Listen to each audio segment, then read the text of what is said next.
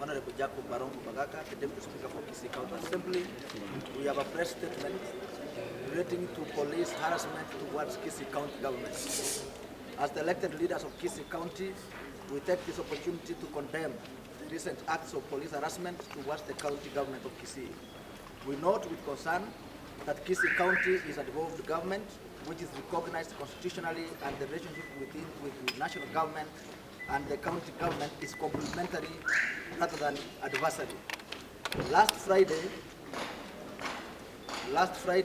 a contingent of armed police officers, including GSU, Rec Squad, DCI, and regular police, unilaterally stormed the county offices within the county assembly precinct.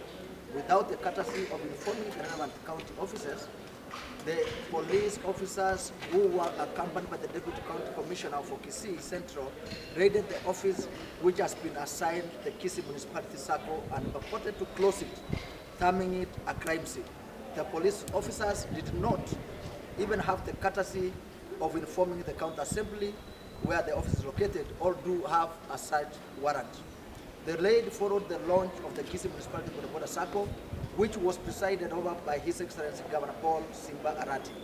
A day earlier, the circle is a constituent of umbrella of Kisii County Border Transport Union, which was formed last year, and as part of the youth empowerment efforts, the governor has embraced the organization besides others like Mamambogas, Chuakali, and other circles and chamas formed by traders in the county of Kisii.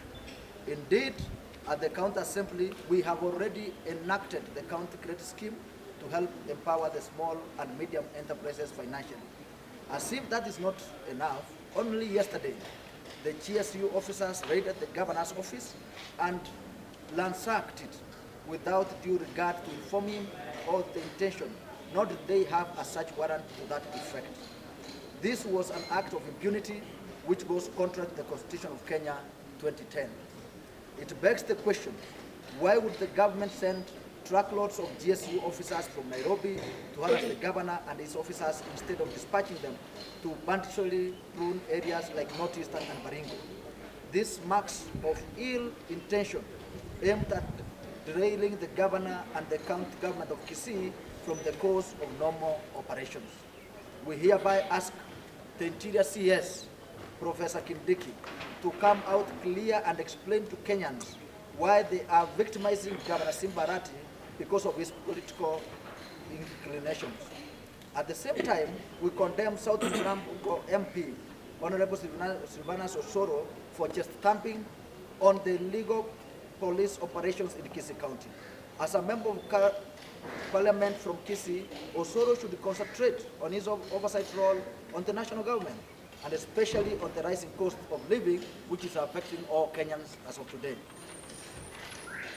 Members of the press, equally we take exception with a section of MCAS of Kisii County Assembly who are going around funerals and misleading the public on issues of budget allocation. The budget is done by the Kisii County, and there is no money that has been removed for any ward within Kisii County. Contrary to their lies, the current budget has not been mutilated or altered or frozen. In fact, the budget execution is on course, and soon several projects and programs will be rolled out by respective officers. We challenge the MCAs who are being used by detractors to undermine the county government to cease forthwith or raise their issues at the floor of the House. Damaris Nyanchoka, Special Elect Kisii County. Actually, as a woman leader, we are so angered over what happened yesterday. And it has gone to an extent that some of the members of National Assembly, they're even dividing the House of Kisii County Assembly. As women, we feel so bad because Kenya Kwanza government, their manifesto was to help to empower people from grassroots to upper. And now we are fearing over Mama Mboga. Like yesterday, most of our women were unable to carry their own business. Because we can't hide our heads and think that it is normal. Because as women, we normally fear GSU officers. And we normally know when these operations happen, what kind of activities are recurrent in that community. So as women, we are here calling our leaders, especially our MCAs in Kisii County, to fear God so that we can serve this county. And now we ask that the national government, Professor Kindiki, to do investigation so that our women can be safe. We know that if we are going to allow this kind of intimidation to proceed on, Mostly women, we are the people who suffer. And as a leader who represent women in this county, I condemn this strongly. Mshtumu waziri wa ulinzi Raymond Omolo kwa sababu unajua GSU ama wale askari wafanya fujo uone wanapotembelea kwenye sehemu yoyote ile lazima wapate idhinisho kutoka kwa serikali. Tunataka kujua ni nani huyu alitoa maombi kwenda kwa serikali ya kwamba Kisii iko hatarini ili waweze kuleta hao askari wafanya fujo.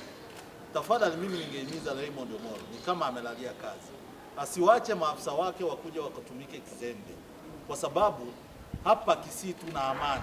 Wache yale ambao wanaambiwa kwenye wao vijana wa bajaji ambao waliweza kutengeneza kikundi ile ya kuchangisha fedha ziweze kuwasaidia. Tunajua kwamba serikali kuu ilipokuwa katika kwenye ile mkondo wa kutafuta kura walikuwa wanasema kwamba watakapochukua uongozi watasaidia mama mboga na hao vijana wa bajaji. Lakini sasa imerudi kuwa kinyume, kwa sababu gavana wetu waliwaambia vijana wakatengeneza kikundi, wamekusanya fedha, lakini haijafurahisha wengi. Ndio maana unaona hata waliotoka kwenye serikali iliyopita bado wanatupiga vita, hawataki wananchi wetu wafanyiwe maendeleo, kwa sababu haya yote ambayo mnayaona hapa ni ile tu, ni kama kucheza mchezo wa paka na panya, ili tusiweze kulenga yale matekelezo ambayo tunataka kutekeleza kwenye kaunti yetu. Mimi ningehimiza ya kwamba serikali kuu tafadhali iwache uzembe, iwache kutumika askari wake vibaya.